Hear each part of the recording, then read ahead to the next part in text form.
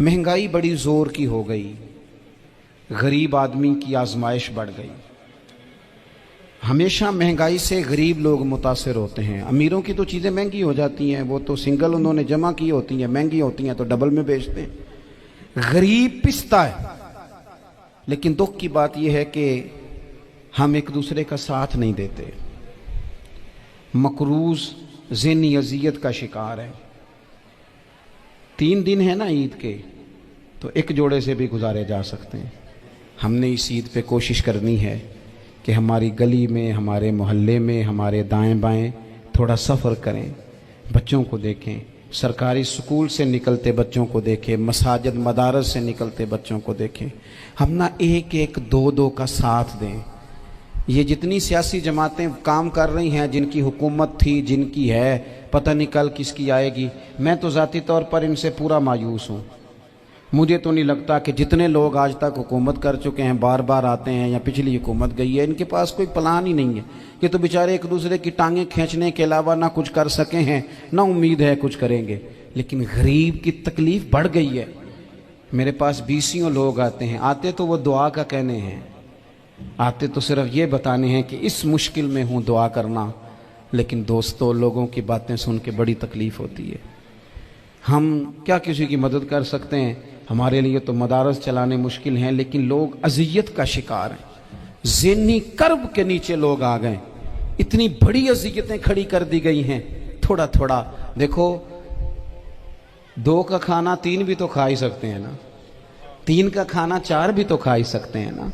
मेरे महबूब ने हमें ये नहीं कहा था ज़्यादा गोश्त पकाना, बल्कि रसूल पाक ने तो रंग ही बड़ा सादा दिया है। करीम ने फरमाया, आयशा शोरबा ज़रा ज़्यादा कर लो, पड़ोसियों को भी सालन दे देंगे। थोड़ा शोरबा ज़्यादा कर लो, इसी को बढ़ा लो, थोड़ा शोरबा बढ़ा लें, थोड़ा थोड़ा एक दूसरे की मदद करें, दस्ते शफ़क़त रखें। गलियों में सुनसान लोग, अब तो लोग एक दूसरे से दुख भी नहीं कहते, वो कहते हैं देना किसी ने है कुछ नहीं, और तमाशा अलग से बन जाएगा। दोस्तों, हमने खुद एक दूसरे का हाथ बटाना है। जो लोग साहिब सरवत हैं, देखो एक ही बाप की औलाद होती है, एक को अल्लाह बड़ा नवाज देता है, 2-3 कमज़ोर रह जाते हैं। उसको चाहिए वो दूसरों पे दस्ते शफ़क़त रखे। एक गली में सारे लोग एक ही कबीले के, एक ही इलाके के, एक आगे निकल गया है, उसे चाहिए वो दूसरों का ख्याल करे। ये ज़रूरी नहीं कि सामने वाला आपका शुक्रिया भी अदा करे। हज़रत आयशा सिद्दीक़ा रज़ी अल्लाह ताला अन्हा, अम्मा जी एक कनीज़ रखी हुई थी, हज़रत उस्मान गनी ने दी थी कि आपकी खिदमत करेंगी। तो वो कनीज़ कहती है कि अम्मा जी तो मेरी भी रोटियां पका देती थी, वो तो मेरे लिए भी खाने का एहतमाम कर देती थी, लेकिन कोई दरवाजे पे अगर मांगने आता तो हज़रत आयशा सिद्दीक़ा मुझे कहती इसे खैरात दे आओ। तो मैं कहती अम्मा जी ये काम तो लोग दौड़ के करते हैं और आप ये मुझे कह रही हैं मैं कर दूं? तो हज़रत आयशा फरमाती जब कोई बंदा किसी को देता है तो वो शुक्रिया अदा करता है। मैं चाहती हूँ वो शुक्रिया भी तेरा ही अदा कर जाए, मैंने जो अजर लेना है वो रब की बारगाह से लेना है।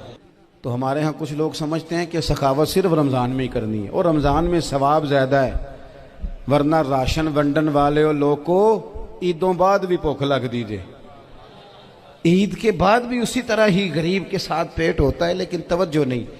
इल्म का लुग़वी माना जानने के होते हैं। इल्म हासिल किया जाता है किसी चीज़ की मारिफत को हासिल करने के लिए। जब हम कोई इल्म हासिल करते हैं तो हम ये चाहते हैं कि हमें उस चीज़ के नफ़ा और नुकसान का पता चल जाए। और जब हम दीनी इल्म हासिल करते हैं तो उसका मकसद ये होता है कि हमें रज़ाइल और खसाइल इन दोनों की खबर हो जाए। खैर क्या है, शर क्या है, उसमें तमीज़ का मलका हमें नसीब हो जाए। अच्छाई और बुराई खुलकर हमारे सामने वाज़े हो जाए, ये मकसूद होता है इल्म से। इल्म से, तालीम से मकसद ज़्यादा बातें करना नहीं होता। एक आदमी बहुत ज़्यादा बातें करता है तो शायद बड़ा आलिम है, एक शख्स बहुत ज़्यादा गुफ्तगू करता है तो उसके पास मालूमात ज़्यादा, ऐसा नहीं। बल्कि हज़रत अब्दुल्ला इब्न मसूद रज़ी अल्लाह ताला अन्हु से जब किसी ने पूछा था कि बड़ा आलिम कौन होता है, तो आप फरमाने लगे जो रब से ज़्यादा डरे वो बड़ा आलिम है।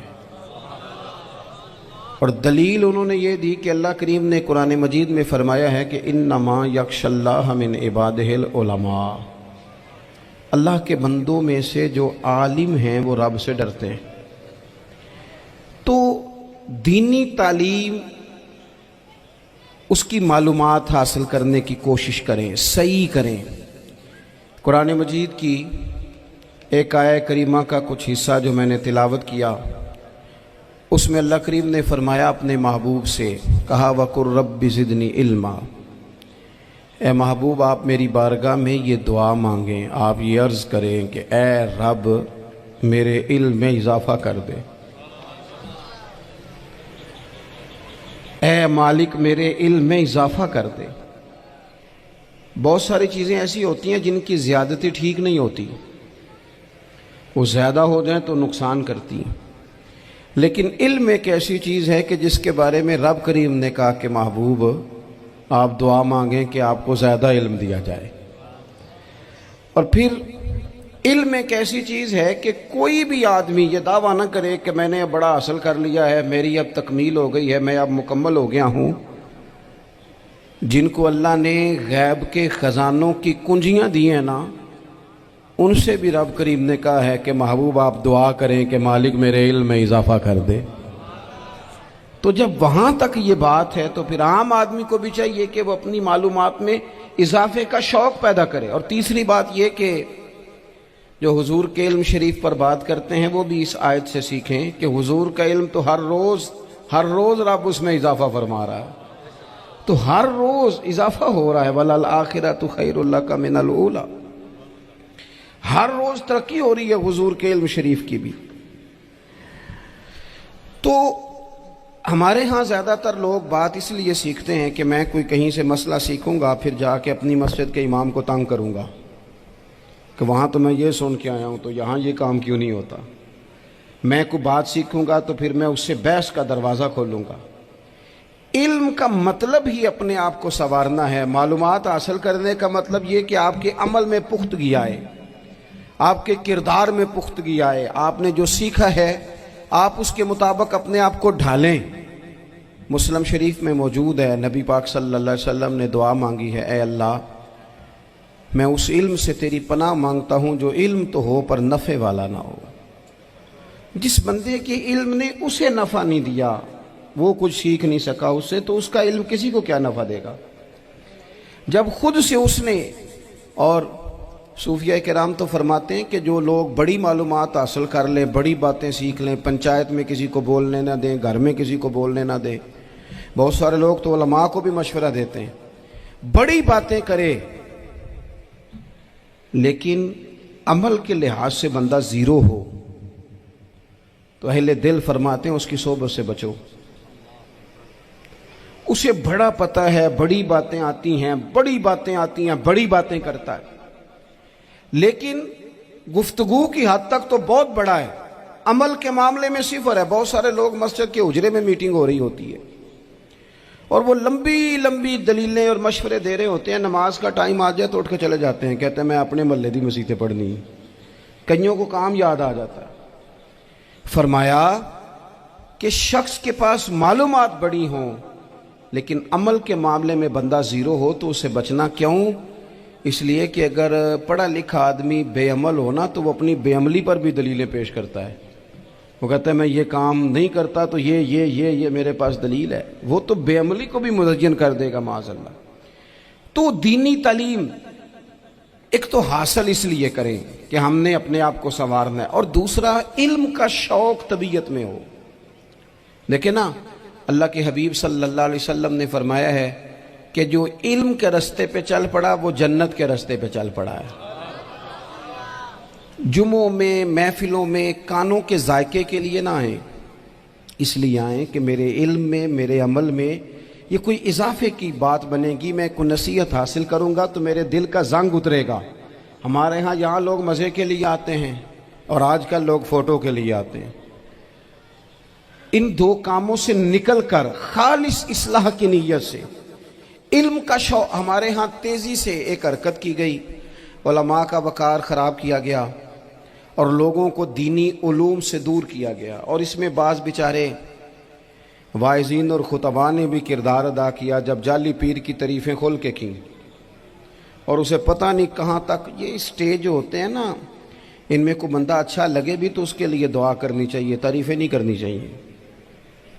تعریفیں اس کا کوئی فائدہ نہیں ہے، اس بندے کو تو دعا کا فائدہ ہے، اگر آپ کو اچھا لگ رہا ہے تو اسے دعا دیں، اس سے زیادہ کچھ نہیں کریں۔ اور ہمارے ہاں جناب وہ نقیب محفل بیچارے کی شامت آ جاتی ہے اگر تعریفیں تھوڑی کرے تو، کہتے ہیں انہوں تو نام ہی نہیں لینا ہوں، وہ بھائی اس کے نام لینے سے آپ کا قد اونچا ہوتا ہے۔ تو علم اور عالم ان دونوں چیزوں سے قوم کو دور کیا گیا۔ دینی تعلیمات کا فقدان ہے، جو میٹرک تک لوگ 60-70 کتابیں پڑھ جاتے ہیں انہیں بھی قرآن پاک ٹھیک سے نہیں پڑھنا آتا، دور کیا گیا۔ آپ مجھے بتائیے، چلیں ایک مسجد ہی آپ دیکھ لیں، اس مسجد کے اندر اگر ایک طرف ایک عالم دین مشکات شریف کھول کے بیٹھے ہوں، حدیث پاک کا درس ہو رہا ہے، یا بہار شریعت کھول کے بیٹھے ہیں، فقہی مسائل بیان کیے، اور اسی مسجد میں ایک بابا جی جبہ پہن کے تگڑا سا بڑی سی پگڑی باندھ کے اور 500 دانے والی تسبیح لے کے بیٹھے ہیں، اب ایک بندہ اندر آتا ہے تو وہ کدھر جائے گا؟ عالم کی طرف کہ بابا جی کی طرف؟ وہ کیوں جا رہا ہے بھلا بابا جی کی طرف؟ وہ اس لیے کہ ہم نے اسے یہ بتایا ہی نہیں کہ جس طرح سبحان اللہ سبحان اللہ سبحان اللہ پڑھنا عبادت ہے نا، اسی طرح دارابا پڑھنا بھی عبادت ہے۔ اسے ہم نے بتایا نہیں کہ جب تک علم کے رستے میں رہنا بھی عبادت ہے، جب تک اسے یہ سمجھ نہیں نہ آئے گی کہ جس طرح وظائف کی کتاب پڑھنا عبادت ہے، اسی طرح مشکات شریف پڑھنا بھی عبادت ہے، حدیث بخاری کا درس لینا بھی عبادت ہے، مسلم شریف کی احادیث پر اپنے اساتذہ سے بیٹھ کر دروس پانا بھی عبادت۔ جب تک یہ پورا مزاج دیکھیں نا، نبی پاک صلی اللہ علیہ وسلم نے فرمایا رات کی ایک گھڑی بھر دین سیکھ لینا ساری رات نفل پڑھنے سے بہتر ہے۔ اب ہمیں سمجھنا چاہیے کہ کتاب پڑھ کے بھی بندہ رب رسول تک پہنچ سکتا ہے، کتاب و سنت رستہ آسان کرتے ہیں، لیکن ہمارے ہاں کیا مزاج دیا گیا ہے؟ بابا جی کے پاس چلو، ضرور جائیں بابا جی اگر نیک ہیں تو منع کوئی نہیں کر رہا، لیکن جو سوچ ہمیں حضور نے دی ہے ہم نے اسی سوچ کے مطابق اپنے معاملات کو ترتیب دینا ہے نا۔ اب ایک بات میں نے آپ سے پوچھی اور آپ نے کہا قوم ساری بابا جی کی طرف جائے گی۔ حدیث پاک کس طرح ہے؟ اللہ کے محبوب مسجد شریف میں تشریف لائے، دونوں جانب لوگوں کے حلقے بنے ہوئے ہیں، لوگ بیٹھے ہوئے ہیں، ایک حلقے میں لوگ اللہ کی یاد کر رہے ہیں، ذکر ہو رہا ہے، ایک حلقے میں بیٹھ کے ایک عالم کتاب و سنت کا درس دے رہے ہیں، ایک صحابی اور باقی سن رہے ہیں۔ خاص توجہ کریں نوجوان میری بات پر، رسول کریم صلی اللہ علیہ وسلم دونوں کے بیچ کھڑے ہو گئے اور کریم نے فرمایا دونوں محفلیں خیر کی ہیں، دونوں ہی حلقے خیر کے ہیں۔ اور پھر حضور فرمانے لگے مجھے چونکہ رب نے استاد بنا کے بھیجا ہے، میں چونکہ معلم بن کے آیا ہوں، یتلو علیکم آیاتنا ویزکیکم، میں چونکہ کتاب و سنت کی تعلیم کے لیے آیا ہوں۔ یہ لفظ کہتے کہتے حضور اس جماعت میں بیٹھ گئے جو دین پڑھ اور پڑھا رہی تھی۔ حضور وہاں بیٹھے جہاں بات دین کی ہو رہی، جہاں لوگوں کو اللہ رسول کی بات بتائی جا رہی۔ تو جمعے میں وقت پہ آئیں، اپنی دینی معلومات مضبوط کریں اور اپنے لیے مضبوط کریں۔ میں آپ کو بڑے درد سے یہ بات عرض کرتا ہوں، اگر دن میں 100 لوگ مسئلہ پوچھتے ہیں نا شریعت کا، تو ان میں 95 لوگ وہ ہوتے ہیں جو طلاق کا مسئلہ پوچھتے ہیں۔ والد صاحب نے، بیٹی کے والد صاحب نے 2 مہینے پہلے آرڈر دیا ہوتا ہے فرنیچر کا، بیٹے کی شادی ہو تو مہینہ پہلے شیروانی والے کو بھی کہنا پڑتا ہے، گاڑیاں بک کرانی پڑتی ہیں، میرج ہال بک، یہ سارے لوازمات ہم کرتے ہیں، سارا کچھ کیا۔ گاڑی سے گھر بسنا ہے، میرج ہال سے بسنا ہے، فرنیچر سے بسنا ہے، ہم نے سارا کچھ ان کو بتایا، لیکن کاش 2 گھنٹے بچی کسی معلمہ کے پاس جاتی، بچہ کسی استاد کے پاس جاتا، نکاح طلاق کے مسئلے بھی سیکھتے۔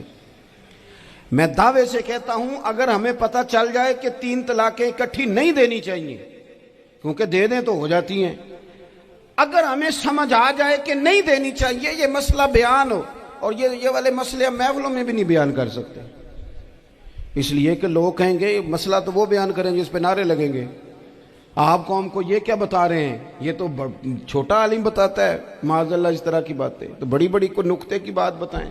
وہ جس طرح ہمارے ہاں وہ 1 گھنٹہ پہلے نہیں کہتے تگڑے ہو جو میں جملہ دینے لگا، وہ پتہ نہیں جملہ آ رہا ہے کہ ایٹم بم آ رہا ہے، تیار ہو جاؤ، جو میرا جملہ ضائع نہ کرنا، ادھر بھاگ کے چلا گیا ادھر بھاگ کے آ جاؤ۔ اللہ جانے وہ جس طرح کبھی لگتا ہے نا پٹاری سے، اللہ جانے کیا نکلے گا، میں جملہ دینے لگا ہوں۔ تو میں کہتا ہوں تو آرام سے بیٹھ کے بھی جملہ دے دے، تیرے جملے سے کیا نکلے گا؟ اور تو جملہ نہ دے، ہمیں کوئی آیت دے، تو جملہ چھوڑ ہمیں کوئی حدیث پاک سنا۔ یعنی ہر نقیب، ہر خطیب، ہر نعت خواہ اٹھ کے کہتا ہے سارا قرآن ہی حضور کی تعریف ہے۔ اور بھئی اگر سارا قرآن حضور کی تعریف ہے تو چند آیتیں پڑھ دے پھر تو بھی، تو نے پڑھی تو ایک بھی نہیں اور تو کہتا جا رہا ہے سارا قرآن ہی حضور کی تعریف ہے۔ یہ والی تعریف بھی تو سنانا قوم کو، جو یہ بچے ان کے استاد انہیں سکھا رہے ہیں اور یہ سیکھ رہے ہیں، اس طرف بھی تو سفر کریں۔ تو میرے عزیز، اگر لوگوں کو مسائل کا پتہ چلے تو سینکڑوں گھر بچ جائیں تباہ ہونے سے، بڑے بڑے گھر بچ جائیں، لیکن مسائل نہیں آتے۔ میرے پاس مسئلہ پوچھنے کے لیے کچھ لوگ آ گئے، تو 4-5 سال کا بچہ بھی تھا جس کے والد نے غصے میں اپنی بیوی کو 3 طلاقیں دی تھی۔ تو چھوٹا سا بچہ، کپڑے بھی پھٹے پرانے، اور حالت بتا رہی تھی کہ غریبی ہے۔ تو جب میں نے مسئلہ بتایا کہ 3 طلاقیں ہو گئی ہیں تو واپس جانے لگے، تو بچہ مجھ سے کہتا ہے، دیہاتی آدمی تو کہنے لگا، مولوی صاحب میری اماں تے نانی کہنی اسن پوچھ کے آئی آپ کہ ہن اسی لہدا لہدا ہی رہنا ہے۔ تو اس بچے کی نونہال کی وہ کیفیت دیکھی تو میں رو پڑا۔ میں نے کہا یار یہ بچہ بیچارہ ماں باپ کے ہوتے ہوئے یہ یتیموں جیسی زندگی گزارے گا کیونکہ باپ نے طلاق دے دی۔ کس طرح مسائل نہیں بتائے لوگوں کو، تعلیم سے آگاہی نہیں کیا۔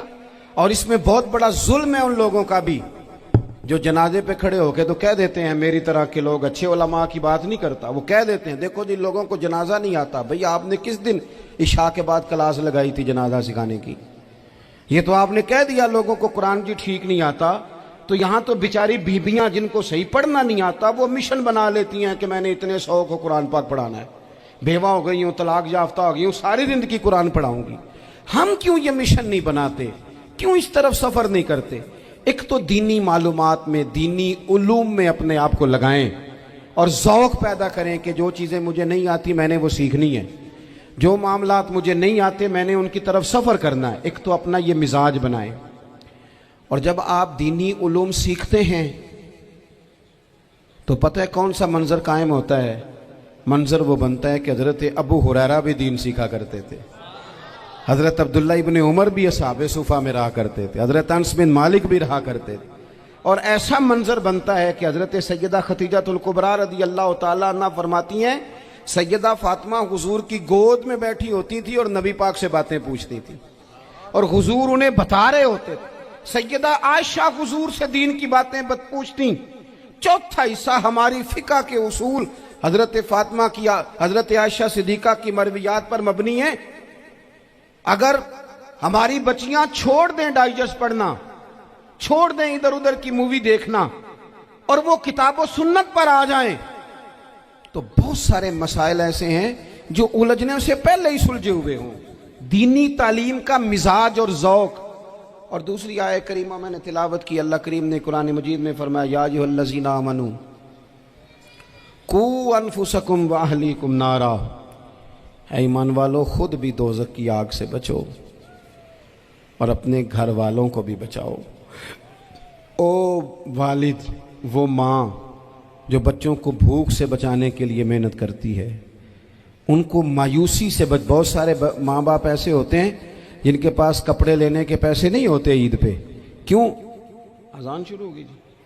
عزیز بھائی، جس طرح ہم اپنے بچوں کو دیکھیں، بہت سارے ماں باپ کے پاس گنجائش نہیں ہوتی، لیکن اس نیت سے کہ بچوں کے دل ٹوٹ جائیں گے، عید پہ کیسے گزارا کریں گے، مشکل سے بھی کپڑے خرید کے دیتے۔ اس طرح ہم اپنے بچوں کو بھوک سے، پیاس سے، مایوسی سے بچاتے ہیں۔ اس طرح ہمارے رب نے ہمارے ذمے لگایا ہے کہ تم اپنے بچوں کو کوشش کرو دوزخ کی آگ سے بچانے کی۔ حضرت عمر فاروق رضی اللہ تعالیٰ عنہ نے عرض کیا تھا یا رسول اللہ صلی اللہ تعالیٰ علیہ وسلم، اس آیہ کریمہ کا معنی کیا ہے؟ تو محبوب کریم علیہ السلام نے فرمایا عمر، जिन चीज़ों का अल्लाह तुम्हें हुक्म देता है, तुम अपने घर वालों को उन चीज़ों का हुक्म दो। जिन चीज़ों से रब रसूल तुम्हें मना करते हैं, अपने घर वालों को उनसे रोको। अपने घर के अंदर निफाज दीन करने की कोशिश करो। मेरे भाई, बहुत ज़्यादा आजमाइश है हमारे घरों में, बेचैनियाँ हैं, इस्तराब है, बच्चों में सख्ती है, बहन भाई एक दूसरे के साथ लड़ते हैं, मिजाजों में तलखी आ गई। क्यों भला? इसलिए कि माँ बाप को जो बेहतरीन किरदार और जो हसीन तरीका घर में अपनाना चाहिए था, बच्चे तकरीर बाहर से सुनते हैं लेकिन वो फॉलो अपने माँ बाप को करते हैं। अगर माँ बाप में हौसला हो, सब्र हो, इत्मीनान हो, खुददारी हो, थोड़े पर गुजारा करने का मिजाज हो। देखे ना, आज डिप्रेशन है, टेंशन है, पैनिक्स अटैक्स हैं, बड़ी सारी चीज़ें आ गई हैं। क्यों भला? सब्र नहीं, तहम्मुल नहीं, बुर्दबारी नहीं। आजमाए। एक दिन एक बच्चा मेरे पास आ गया मदरसे का और आके वो रोने लगा। मेरे घर वाले कहने लगे खाना छोड़ दें, पहले इसकी बात सुन ले। मैंने कहा पुत्र क्या हुआ, किसी ने मारा है किसी उस्ताद ने? कहने लगे नहीं हजरत, घर फ़ोन किया था तो मेरी अम्मा और अब्बा की लड़ाई हो रही है। बच्चा कांप रहा है, टांगे कांप रही। मैंने कहा क्या हो क्या गया तुम्हें पुत्र, लड़ाई हो रही है तो घरों में हो ही जाती है। कहने लगे नहीं, आपको पता नहीं वो बड़ा सख्त लड़ते हैं। मेरे वालिद जब मेरी वालदा को मारने के लिए आगे बढ़ते हैं तो हम सारे चारपाइयों के नीचे छुप जाते हैं, हमें खौफ आता है, वो मंजर खतरनाक होता है। ये कौन तकलीफ दे रहा है अपने बच्चों को? यहां बैठे हमारे यहां मीलों दूर रहते थे उसके घर वाले, तो वो तकलीफ में था, तो घर में क्या कैफियत होगी? अगर हौसला हो, सब्र हो, कनात हो, अल्लाह के दिए हुए थोड़े रिस्क पर हमें राजी रहना आता हो, हमारे घरों में सुकून आए, इत्मीनान आए। हम जो जिंदगी बड़ी खुशी खुशी गुजार सकते हैं, हमारे मिजाजों का लालच, हमारी तबीयतों की बेराह रवी, हमारी झूठी अना का बुत, उन सारी चीजों को खत्म कर देता है। अपनी जिंदगी के अंदर अगर हम वो किरदार अपने बच्चों को दें, जिस किरदार में मोबाइल भी हो, जिसमें गाड़ी भी हो, जिसमें पैसे भी ला के अब्बा दराज में रखता हो, लेकिन वालिद का घर में मुसल्ला भी मौजूद हो, उसकी कोई तस्वीर भी हो, वो ये भी कहता हो कि खुदा ने अपने फजल से आज 5,000 दिया है तो इसमें 1,000 गरीबों का भी है, इसमें थोड़ा सा मैंने अल्लाह की रिजा के लिए भी रखा है। अगर कोई मुश्किल आ जाए तो वो बाप और माँ को सब्र करता हुआ देखते हो। अगर एक बाप कर बात करे तो दूसरा बर्दाश्त करता हो। खुदारा अपनी औलादों को इस अजियत का शिकार न करो। अपने घरों के अंदर वो खुददारी, वो प्यार, वो वकार, वो मोहब्बत, वो अंदाज। आप थके हुए हैं, कोई शक नहीं, आप बहुत सारे मसाइल का बाहर शिकार होंगे, कोई शक नहीं, लेकिन आप बाहर से थक के आए हैं। और अगर आप बाहर अपनी फैक्ट्री के मालिक हैं और दफ्तर के बड़े हैं तो घर में भी तो आप बड़े हैं ना। आपकी माँ भी तो इंतजार कर रही है, उसने भी तो दुखड़ा सुनाना है ना आपको। आप ये देखिए कि आपके बच्चे भी तो इंतजार कर रहे हैं, वो चाहते हैं कि अब्बा आके बैठे तो हम उनके सीने पे चढ़ के थोड़ा खेलें। आपकी अहलिया मुंतजिर हैं। कुछ बातें बीवी किसी और से नहीं कह सकती, सिर्फ अपने शौहर से कहती है, लेकिन वो तो आते ही जलाल में आ गए साहब। वो कहने लगे तू बड़ी नालायक है, मैं थका मांदा आया हूं और तूने मुझे कहानी सुना दी है। वो उस खातून से शिद्दत के साथ पेश आने लगे। मेरे रसूल पाक की हयात नूर को देखो, हजरत उम्मे ऐमन हुजूर की रज़ाई वालदा हैं, उनकी भी खिदमत हो रही है। हजरत हलीमा सादी आ रही हैं तो खिदमत हो रही है। हजरत अब्बास हुजूर के चचा हैं तो करीम फरमाते हैं मेरे चचा हैं बाप की जगह पे। हुजूर दोस्त अहबाब सहाबा गुलामों सब के साथ प्यार कर रहे हैं। 9 अज़वाजे मुतहरात हैं घर के अंदर, और कैफियत ये है कि हुजूर सिर्फ उनकी ज़रूरतों का ही ख्याल नहीं करते, ख्वाहिशात का ही ख्याल नहीं करते, बल्कि मेरे करीम का तरीका ये है कि कोई बंदा आज बोल क्या रहा है, वो कहाँ खड़ा है, आज उसके जुमले किस तरह के हैं, उसका लहजा किस तरह का हो गया है और उसे ठीक कैसे करना है। महबूब इसका ख्याल फरमाते, तवज्जो करते। मैं कहता हूं कि हम सबको शौक आया है आराम करने का। मैं सुबह 11 बजे से पहले अपने घर से निकल आया था और ये वक्त आ गया है اور رات کو خدا جانے کس وقت گھر پہنچنا ہے۔ کئی دفعہ کیفیت یہ ہوتی ہے کہ گاڑی سے اترتے ہیں تو پھر دل کرتا ہے کہ کوئی اٹھا کے چلائے نہ کبھی۔ اس کے باوجود بہت سارے لوگ ناراض رہتے ہیں کہ ہم سے مل کے نہیں گئے، فوٹو نہیں کھنچوا کے گئے، فلانی جگہ چائے نہیں پی کے گئے۔ یہ تسلسل ہے۔ لیکن میں جتنا مرضی تھکا ماندہ گھر جاؤں گا نا، کبھی ایسا نہیں ہوا کہ میں گھر جاؤں تو بڑی ٹینشن میں جاؤں۔ میری گھر والی ایک دن مجھ سے کہنے لگی آپ نے کبھی نہیں کہا کہ میں تھکا ہوا آیا، بندہ تھک بھی تو جاتا ہی ہے نا، کبھی کہاں کرے نا۔ میں نے اسے کہا پتہ کیوں نہیں کہتا؟ اس لیے نہیں کہتا کہ میں نہیں چاہتا کہ میرے بچے یہ کہیں کہ ہم نے دین نہیں پڑھنا، ہمارا باپ تو بڑی مشکل میں ہے۔ ہم اپنے کام کے بارے میں اپنے گھر میں شکوے کرتے ہیں۔ آپ کسی بچے سے پوچھ لیں کون سا کام کرنا ہے، کہنا جڑا ابا جی کر دے رہے ہیں وہ نہیں کرنا۔ کیوں؟ کہ ابا جی ہر روز تو کہتے ہیں میں بڑا الجھ گیا ہوں، یہ کام بڑا مشکل ہے۔ میں چاہتا ہوں کہ میں اپنے بچوں کو یہ بتاؤں کہ پتر میں تو جدھر جاتا ہوں پھول ہی پھول ہیں، میں تو جدھر سے گزرتا ہوں محبت ہی محبت ہے، میں تو جدھر سے دیکھتا ہوں دعائیں ہی ملتی ہیں، تاکہ ان کا شوق پیدا ہو۔ میرے عزیز، آپ تھوڑا سا دل بڑا کریں۔ اگر آپ ایک کی وجہ سے پورا گھر سکون میں آ جاتا ہے تو آپ دل بڑا کیوں نہیں کرتے؟ جگہ ڈھونڈتے ہیں بس مجھے کوئی تنگ نہ کرے، کوئی میری باپ ماں بدولت کو کوئی پریشان نہ کرے۔ بخاری شریف سنیے، حضرت عائشہ صدیقہ رضی اللہ تعالیٰ عنہ بیٹھی ہیں، حضور فرمانے لگے عائشہ آج ایک بات نہ بتاؤں تمہیں؟ یا رسول اللہ بتائیے۔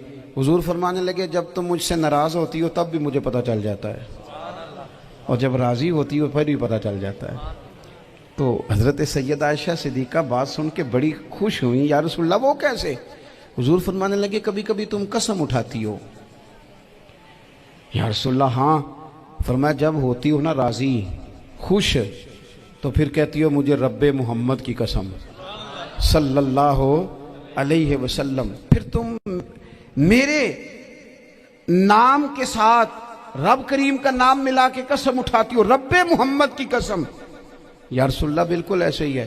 اور فرمایا جب تمہارے دل میں کوئی بات ہوتی ہے نا تو پھر تم کہتی ہو مجھے رب ابراہیم علیہ السلام کی قسم، پھر تم رب محمد نہیں کہتی۔ یہ بخاری مسلم میں موجود ہے۔ حضرت عائشہ صدیقہ نے تو بات سنی تو کھل گئی طبیعت، کہنے لگی کریم صدقے جاؤں یہاں تک خیال فرماتے ہو؟ کس کے جملے کہاں پہنچ گئے، یہاں تک خیال ہے؟ فرمایا مجھے پتہ چل جاتا ہے کہ تمہاری کیفیت کیا ہے، کہاں کھڑی ہو۔ اور بھئی ہم تو اپنی ماں کا بھی خیال نہیں رکھتے۔ ہمارا باپ کہاں بیچارہ کھڑا ہے، وہ تو انتظار میں تھا کہ کوئی 10 منٹ میرے پاس بیٹھے گا، توجہ ہی نہیں، جذبات کا خیال ہی نہیں۔